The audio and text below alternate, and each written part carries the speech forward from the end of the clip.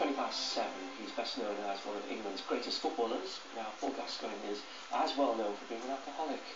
His battle with drink made the headlines earlier this year when his relapse was caught on camera. Well, pictures in air showing Paul shaking and breaking down in front of 500 fans at a charity event, very disturbing to watch.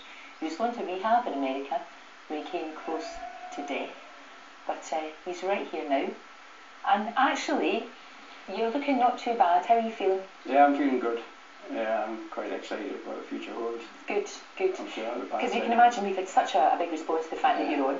A lot of people saying, a lot of people tweeting this morning even, Stevie Mack here says, I hope he's on the mend, but is it too soon? Is it too soon for you to be talking? I think a lot of people are worried, but you wanted to be here this morning, didn't you? Yeah, I wanted to be here because obviously, you know, it was just because of the support I had.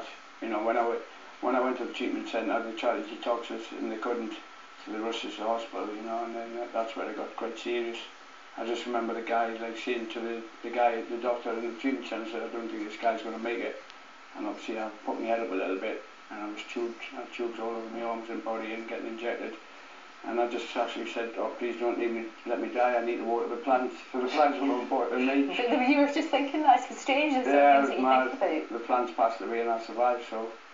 But no, it was a tough one, you know, because I've detoxed before. But no, you know, for people saying it's too early for me to talk, it's best for me to get back into reality straight away, you know, than actually hinger sitting in the house doing nothing.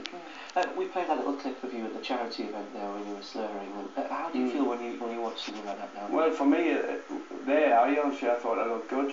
You know, that's alcoholism for you. You know, I thought it was okay, but as I said, obviously I didn't have a drink for about a few hours, so the shakes come on.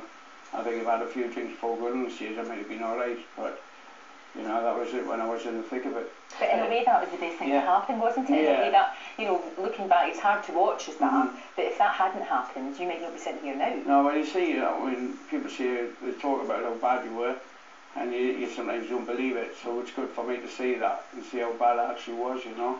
Because people said that it was like watching you die in front of their eyes. Yeah, well, I never see that when I'm actually in it, you know. But the funny thing is that I planned to drink for a few weeks. I thought a few weeks I'm going to have a drink and just go for it and get away from everything. And I did that, but obviously it backfired. And then so you planned it? You sort of thought about it? Why? What got you in the mindset that you said to yourself, I'm going to have a drink in a couple of weeks? Well, just 6 months ago when I went to Dubai and this guy gives a pint and I passed it over to Jimmy. Someone took a photo, it was over the front pages, so I was back drinking. So, you know, 80% sometimes believe what they read. And I thought, well, I may as well just drink. So for 6 months, I lived as a dry drunk where I didn't go to meetings. Even though the sport was there, it was fantastic. But I just didn't go to meetings and I just self-swallowed myself, you know, and just felt... So did you feel, because they'd taken a picture of you with the pint in your hand, that you were actually passing it over? Did you just feel to yourself, well, they're saying that I'm doing it, I might as well do it? Yeah, well, I was just getting texts and saying, why are you drinking again? You know, and sometimes you get tired of explaining yourself, you know. And that's what I've sort of done for the last 3 weeks, just kept on explaining myself why I did this, why I did that. And I can't really put a finger on it, but the fact was, you know, I did do it, and I'd like to just move on. And, how tough is it moving on though, Paul? No, I've done it before, but obviously not to this extreme. It was really bad, but the support I had from the likes, you know, Chris Evans got the ball rolling. You know, I thank him so much for that. And then the FA with Gary Mabbott, God bless him, he's in hospital. Get well, Gaz. So you've got good pals round about you, and also a DVD was made. You sat and watched that, and I know that your mum was in it, your family were in it, people like Alex Ferguson were there, and that really got to you, didn't it? Well, because I didn't have the mobile, I didn't know what was going back home, and then I looked at this TV and it was quite heartbreaking. My dad was quite funny. He's got the bathroom ready for us. So, but no, it was, you know, the support of Sir Alex and all the players, you know, that come on. I couldn't thank them enough, and that kick-started us, because I didn't know what was going on back home or what I did regards like the balcony thing back home. All that thing was quite horrific. But seeing the support I had was, you know, the people that are out there, Ken, and hopefully, you know, with me being in such a bad way and coming through it, that might help another alcoholic on the street, because, you know, there's one alcoholic die and one addict die every night, maybe a couple, and fortunately for me, I got through it, you know, with the support I got, and I think just saying that. And also it's got to come from you.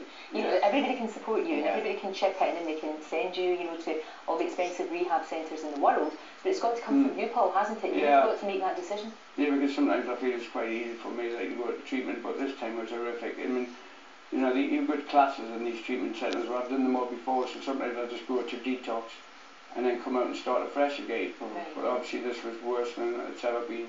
Do you think this is your last chance? Well, I never say never, because I've constantly said I'm never going to drink again. I put so much pressure on myself, and then eventually I do it, you know.